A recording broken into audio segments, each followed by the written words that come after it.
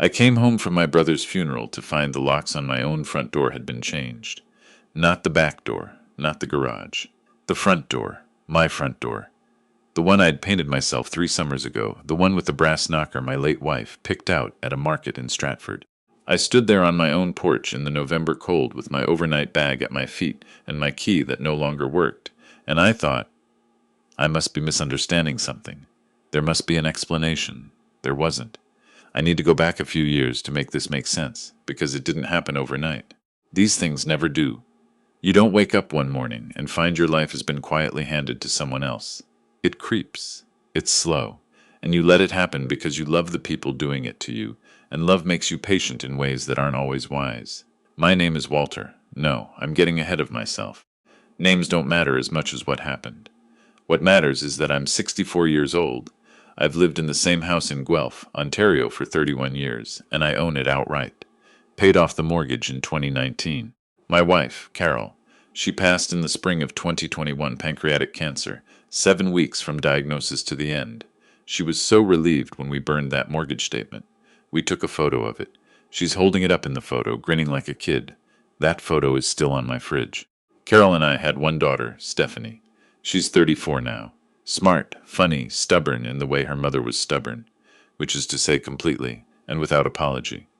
I raised her mostly alone after Carol got sick the first time, back in 2018, and I don't say that looking for credit. I say it because it matters for what came later. Stephanie met her husband, Trevor, at work. He's in project management at a construction company. He's the kind of man who speaks in metrics and deliverables even at the dinner table, who treats every conversation like a project to be managed. I tried to like him. I did like him for a while. He was good to Stephanie, or he seemed to be, and at the time that felt like enough. When Carol died, Stephanie was devastated in a way I hadn't expected, not because I doubted her love for her mother, but because I hadn't realized how much of her grief she'd been holding in storage, waiting for the end. She came apart a little, which is human and understandable. Trevor was supportive, I'll give him that. 6 months after Carol died, Stephanie came to me with a proposal. She and Trevor were paying $2,100 a month for a 2-bedroom apartment in Kitchener. They wanted to save for a house, she said. They were looking at places in Guelph, maybe Cambridge, somewhere they could put down roots, but the market was impossible. Every time they got close to having enough for a down payment, prices jumped again. They were treading water. What if we moved in with you for a year, she said. Maybe 2 at most. We'd pay you rent, we'd cover utilities, we'd help with the upkeep. You've got 3 bedrooms just sitting empty. And honestly, Dad, you shouldn't be alone. That last part was the part that got me. You shouldn't be alone. She wasn't wrong. The house felt enormous after Carol died. I'd catch myself setting 2 coffee mugs in the morning out of habit. I'd talk to the dog, who passed the following October, and then after that I'd talk to no one at all. So yes, the company appealed to me. I'm not going to pretend otherwise. We shook on a fair arrangement. They'd pay me $2,200 a month, not market rate, but enough to cover property taxes and a bit of the upkeep. They'd keep their own space, I'd keep mine. I gave them the 2 bedrooms at the back of the house and Carol's old sewing room to use as an office. I kept the master bedroom at the front, the one with the window that looks out over the maple tree in the yard. That was my room. That was always my room. The first year was fine, honestly. Stephanie cooked on Sundays. Trevor fixed the gutters in spring and didn't complain about it. We watched hockey together on Friday nights, and I started to feel like the house had life in it again. I thought, this is working. I thought, maybe this is what family is supposed to look like in your 60s. Then the rent stopped. Not dramatically. It didn't stop all at once. It tapered. In the 3rd month of the 2nd year, Stephanie mentioned they were short because of a car repair. Trevor's truck needed a transmission, $3,400. And could they make it up next month? I said, of course. Next month came and they paid half. Then the month after that, they paid half again. And then Stephanie said something vague about Trevor's hours being cut back. And I let it go because she's my daughter and I wasn't hurting for the money. I had my pension. I worked 30 years as a mechanical engineer, retired early. And I had Carol's life insurance. I wasn't desperate. But that's how it starts, isn't it? Not with malice. With accommodation. You accommodate once, and then again, and then the accommodation becomes the expectation. By the 3rd year, they weren't paying anything, and somehow we'd never had a direct conversation about it. I'd let it drift into silence because I didn't want the conflict. I told myself, they're saving. Give them time. They're your family. 2.5 years became 3. 3 became 4. The original year or two stretched out like taffy, and I watched it stretch and I said nothing.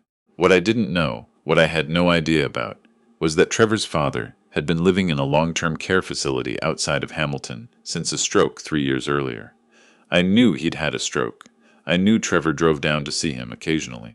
What I did not know was that the facility had given the family a discharge notice. His father could manage more independently now, they said. He needed a private living arrangement.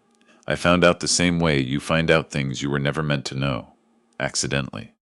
I overheard Stephanie and Trevor talking in the kitchen late one evening. I'd come downstairs for a glass of water. They hadn't heard me on the stairs. The master bedroom is the only one that makes sense, Trevor was saying. It's the biggest. He needs the space. He's got the walker, the equipment. My dad's room, Stephanie said. She wasn't arguing. She was clarifying. He doesn't need that whole room. We can move his stuff to the back. I stood at the bottom of the stairs for a long moment. Then I went back upstairs very quietly, and I lay in my bed looking at the ceiling and thinking about what I'd just heard.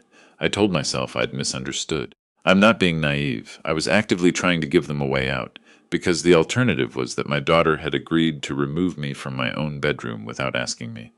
The next morning, I brought it up over coffee. Casually. I said Trevor's father was being discharged, which I'd heard mentioned, and asked whether they had any plans worked out. Trevor didn't miss a beat. We were actually going to talk to you about that, he said. Dad's going to come stay here for a while, just temporarily. He needs the master. Just like that. That's my room, I said. You'd take the back bedroom. It's actually quieter back there. Better for sleeping. I looked at Stephanie. She was looking at her coffee mug. Steph, I said. It would just be temporary, Dad. Your father-in-law would be sleeping in my bedroom, I said. In my house. Without anyone asking me. We're asking you now, Trevor said. I stood up from the table. I said no, just that. No, and I went to work in my workshop out back and I spent the day thinking. That was a Thursday. I came home from my brother's funeral on a Sunday. My brother, Michael, had been sick for a long time. COPD, complicated by a heart condition, and we'd known it was coming, but knowing doesn't soften it much. I drove down to St.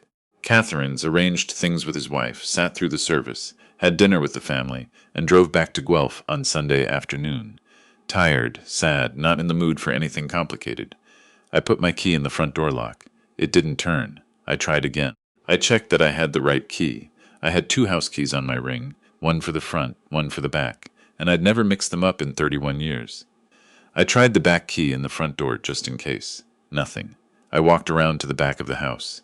That key didn't work either. I knocked. Trevor answered. He had the particular expression of a man who has rehearsed this moment and believes he is prepared adequately for it. He said, "We need to talk about the living arrangements." My father arrived this morning. He's settled in the master. It made more sense for you to take the back room, so You changed the locks on my house, I said. We wanted to make sure Dad felt secure. He gets anxious. Where is my daughter? She's at the grocery store. Walter, if you'd just my name, I said very slowly, is not for you to use right now. And this is my house. I want you to open this door. I think if we sit down and open the door. He stepped back. I walked in. My things from the master bedroom were in cardboard boxes in the hallway. 3 boxes stacked. My reading glasses case, my books, the photo of Carol holding the mortgage statement. All of it packed up by someone else's hands and left in a stack like they were donations for the Goodwill. I stood there looking at those boxes for what felt like a long time. Then I picked up my phone and called my solicitor. He's a man I've known for 20 years, sharp, no nonsense, not the type to waste words on a Sunday evening. I explained the situation in about 4 sentences. He said, "Your name is on title?" I said, "Yes."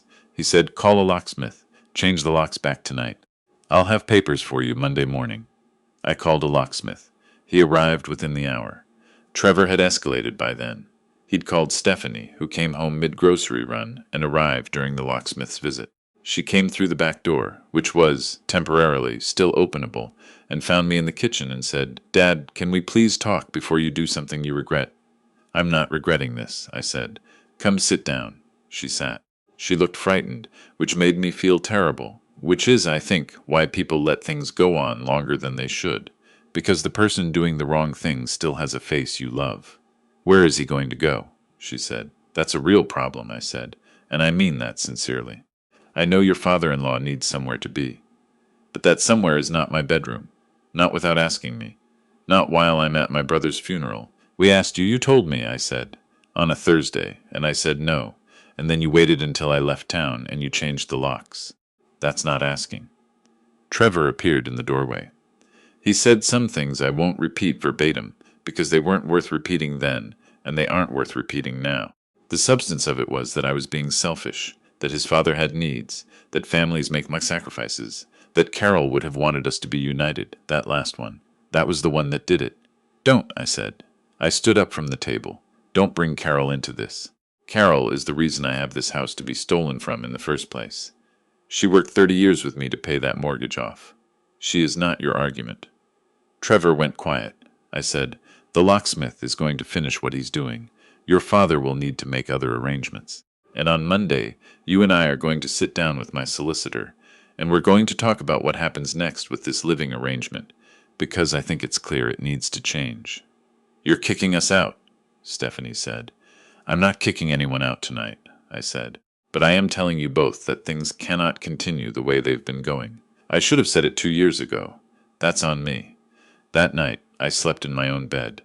Trevor's father, and I want to be clear, I had no quarrel with this man. He was ill and had nothing to do with what had happened, stayed in the back bedroom.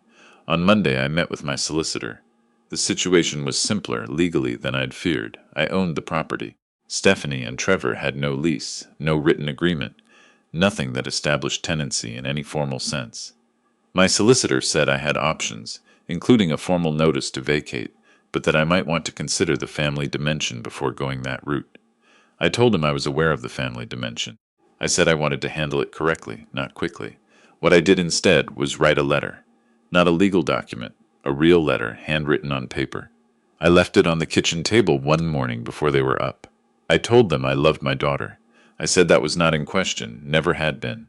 I said I had allowed things to drift into a shape that wasn't good for any of us, and that I bore responsibility for that. I said the free rent, the disregard for the original arrangement, the bedroom situation. These things had accumulated into something that had changed how I thought about being in my own home, and I didn't want to feel like a guest in the house I'd owned for 31 years. I laid out terms, clear ones. If they wanted to continue living here, there would be a formal lease agreement, market rent. $1,900 a month, which is below market for Guelph, but fair. Utilities split proportionately, and the master bedroom was mine. Full stop. Trevor's father was welcome to visit, not to reside. I gave them 30 days to decide. There were conversations. Some of them were hard. Stephanie cried. I cried, once, alone in the workshop after a particularly difficult evening. Trevor and I had one conversation that became a shouting match, and then, strangely, became something more like honesty. He said he'd been under enormous financial pressure, that the facility costs had drained them, that he'd been too proud to say so. I told him that was something I could have helped with, if he'd asked, that he'd chosen instead to solve the problem at my expense, and that the difference between those two things was enormous. I don't know if he fully understood that, but he heard it.